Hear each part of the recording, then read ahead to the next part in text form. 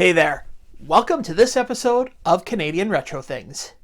Now in my last video about my TRS-80 stuff, I had just received my new Coco 2 computer in the mail and I did a quick video unboxing it.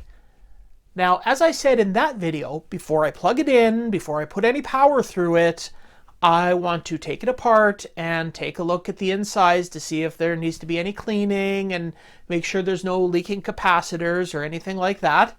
I want to try my best to make sure that the board is going to work when I turn it on and nothing else will go wrong with it. So that's what I'm going to do today. I'm going to take it apart, I'm going to take a look at it, give it some cleaning if it needs it.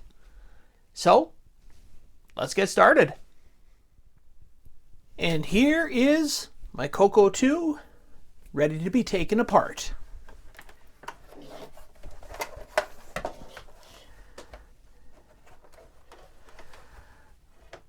Now I did say in the last episode that it looked like it had all its screws, but I took a closer look and it's just missing one of them, which isn't too bad.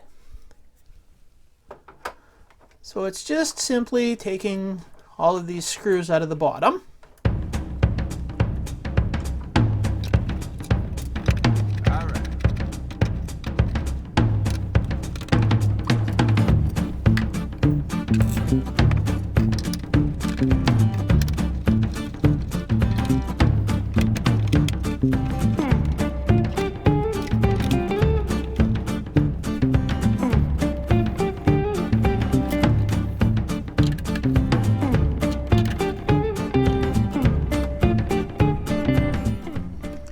Actually, you know, I might be wrong. Maybe there was no screws in this hole or this hole.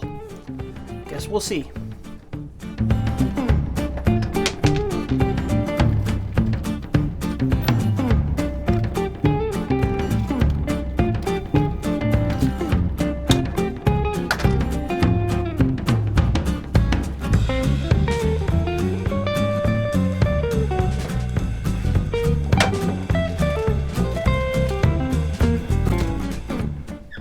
And it appears I was wrong. There were no holes. Those were just standoffs in those two holes. So I guess all of the screws are here.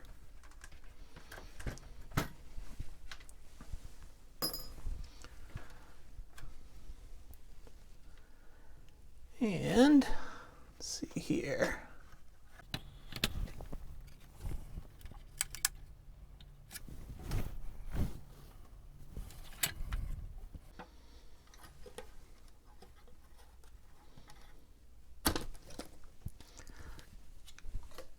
The keyboard just pulls out of that slot.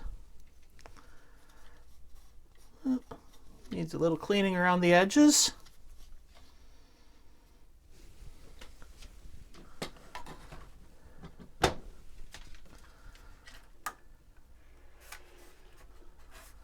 And for the main computer,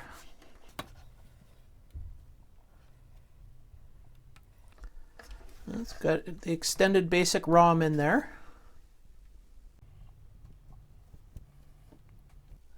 Everything looks nicely socketed, mostly.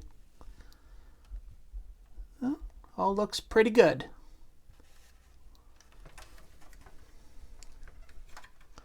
I'm going to take a closer look. Okay, so I've got a flashlight here. Now one way I learned to check to see if the capacitors and stuff have been leaking or not is to shine a bright light onto the circuit board around the capacitors, and you should be able to see an obvious difference if there's any of the fluid has leaked around the board.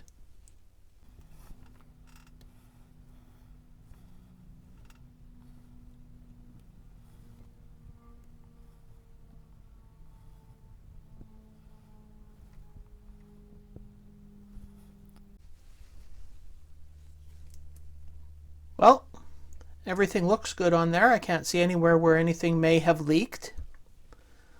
So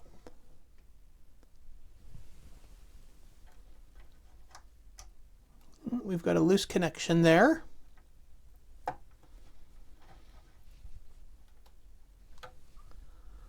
was E2 was loose. Actually, E3 is a little bit loose too.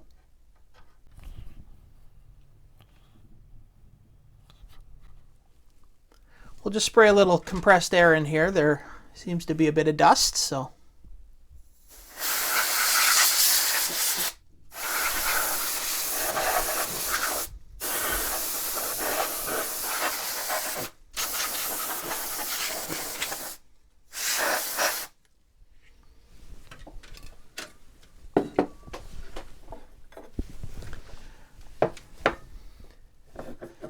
And now a little bit of contact cleaner in the cartridge port.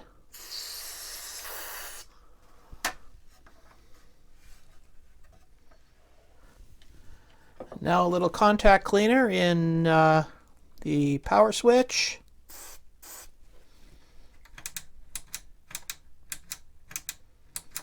The reset switch.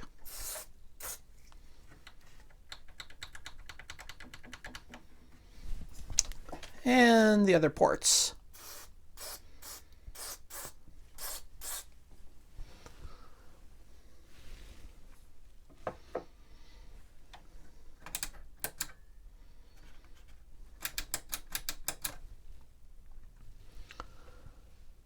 Otherwise, everything's looking pretty good in here. Before I clean up the keyboard and put this all back together, I'll give you a quick tour of what's on the board here. So starting over here under this clip here, and this little chip here is the custom salt chip. Now I wasn't sure what that was, so I had to look it up in the service manual, and this is coming directly from the service manual. The salt chip is the supply and level translator. It's responsible for supply regulation, RS-232 interface level translation, cassette read operations, and driving the cassette relay. So there you go. And then up here, this row of chips is your RAM chips. Now moving over here, you've got, this is the SAM chip, the CPU. These two up here are the ROM chips. And as you can see, this is the extended basic ROM chip. And right beside the ROM chips, you have a quad NOR chip and the decoder chip. Now over on this side of the board, this big chip here is the PIA chip. Then moving over here, you've got it's a custom DAC chip. Below that is a tiny little chip that's just called an NE555 chip, which I'm not sure what that one does, but there it is.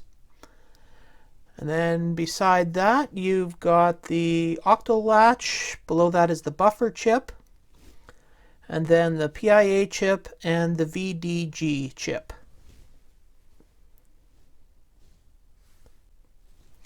And of course, this big silver box here is the RF modulator for plugging it into a TV. And now we will do a quick little cleanup on the keyboard. I don't know if you can see or not, but there's just a little buildup of crud around the edge where the plastic case meets the keyboard. So we'll just give that a quick little wipe down.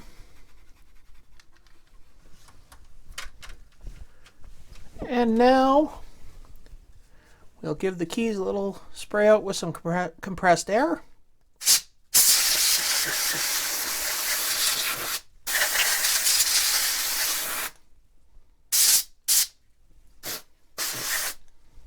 There we go. Now, time to put this back together. Now, for me, the hardest part with doing any of these things is because of my sausagey little fingers here. So I've been connecting these little ribbon cables. But this one doesn't, it's got a lot of room to work around it, so it doesn't seem like it'll be that difficult. Just slides right in. Everything looks good. That's much easier than having the loose wires like on the MC10 computer. If you've seen my videos on that, when I was hooking that back up at one point, I accidentally bent a couple of the wires over, so part of my keyboard stopped working. This is a solid ribbon cable, so it goes in a lot nicer. Now, everything looked good on this computer. The only thing that I found that was a little sketchy was the power leads going into the circuit board here. All of them, except this one was okay, but these two were both really loose. Didn't seem like they had been plugged in too hard or properly. Anyway, so just gave them a little push down. Now they're much more secure and they won't accidentally come unplugged. All right, time to put the top of the case back on.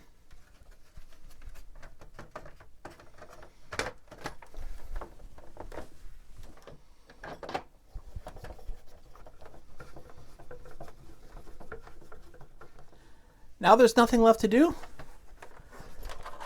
but plug it in and test it out. So this video is starting to get a little bit long, so I'm just going to stop it here for now. In the next video, I'm going to be plugging in the computer, testing it out, and see how it works. And by the way, I looked back at some of the footage, and sorry for some of the shaky camera work. Unbeknownst to me, my anti-static wrist strap kept rubbing against the tripod and shaking the camera a bit, but so sorry for that, but I'll try to do better next time. Anyway, I hope you enjoyed this video, and if you did, you can give me a comment below. You can hit the like button. You can subscribe to my channel to see more of my adventure with this TRS-80 Coco 2. And yeah, so I will see you in the next video. I'm going to go and start testing that computer out now. Bye.